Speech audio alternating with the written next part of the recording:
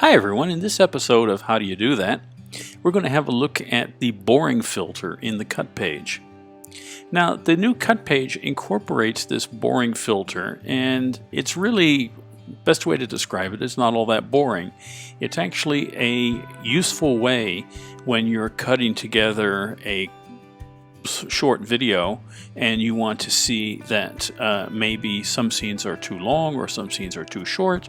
The boring filter will give you a recommendation when it is perhaps so short it's a jump cut, or if it's too long between different scenes. So the way to set up the boring filter is you come to this little icon with the little Z's on it, and you click on that, and then you select the edits are longer than 20 seconds or perhaps boring, and you can change this. And then anything shorter than 24 frames, you can change that as well. You can lengthen it or shorten it. And then you click on Analyze. And now, as you can see here, something that's considered to be a jump cut will show up as a red shaded area, and something that's a bit too boring will give you a grayed out area there. It's really not changing any way you work.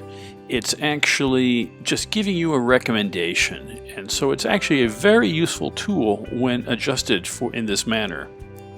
So for more tips and tricks like this, don't forget to have a look at the other videos on our YouTube channel, and don't forget to check about our training options in the comments below. Thanks and have a great day.